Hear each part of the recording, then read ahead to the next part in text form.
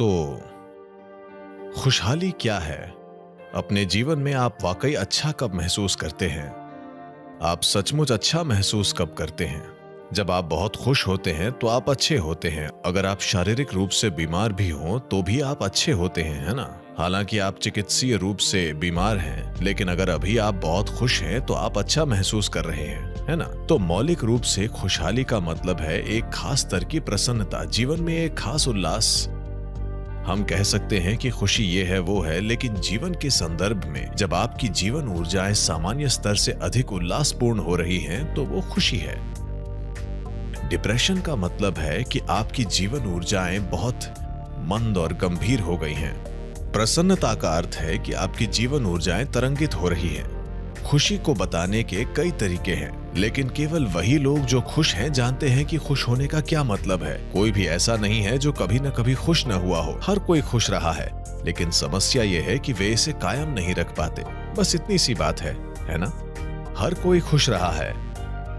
पिछले 24 घंटों में आपने आनंद के कितने पलों को जाना है? 1, 2, 3 कितने? शायद आप इन्हें अपनी उंगलियों पर गिन सकते हैं। बहुत से लोगों के पास गिनने के लिए कुछ भी नहीं है। जब आप 5 साल के थे, एक बच्चे, तब 24 घंटे में खुशी के कितने पल आप जानते थे? बहुत सारे, है ना? तब किसी को आपको दुखी करना पड़ता था, अब किसी को आपको खुश करना पड़ता है ना? किसी तरह यह पूरा समीकरण उलट गया है।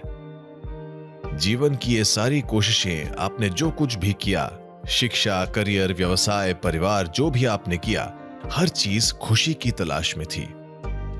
क्या ऐसा है? इस धरती पर मानवता ने जो कुछ भी किया है वो खुशी की खोज में किया है। क्या ऐसा है? पिछले 100 सालों में हमने इस धरती पर बहुत अधिक काम किया है। विज्ञान और प्रौद्योगिकी के इस्तेमाल से हमने इस पृथ्वी के चेहरे को बदल दिया है। Today we have the kind of comforts and conveniences that no other generation could ever even imagine. आज हमारे पास जैसी सुख सुविधाएं हैं, उनकी कोई दूसरी पीढ़ी कभी कल्पना भी नहीं कर सकती थी। हाँ, 100 साल पहले राजा महाराजा भी जो हासिल नहीं कर सकते थे वो आज औसत नागरिकों के पास है। क्या ऐसा नहीं है? क्या आप में से अधिकतर 100-200 घोड़ों के साथ रथ नहीं चला रहे हैं? हाँ, राजा भी इसमें समर्थ नहीं थे।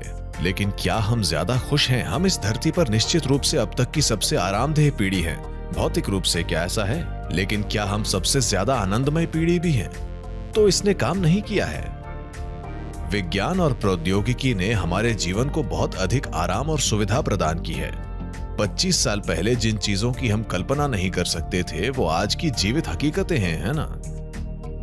लेकिन क्या हम ज्यादा खुश हैं? नहीं।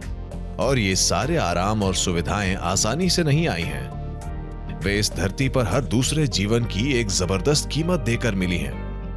हाँ, हर जीव ने, पौधों से लेकर जानवरों तक, हर चीज ने, इंसान ने भी इन सुख सुविधाओं को बनाने में भारी कीमत चुकाई है, और हम खुश भी नहीं हैं। तो फिर तुक क्या है? हम सचमुच इस पृथ्वी को जला रहे हैं।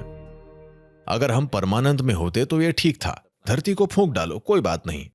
लेकिन हम खुश भी नहीं हैं। मेरे ख्याल से इस पर वाकई गौर करने का यही समय है ना? अगर हम खुश भी नहीं हैं तो हम इसे क्यों जला रहे हैं?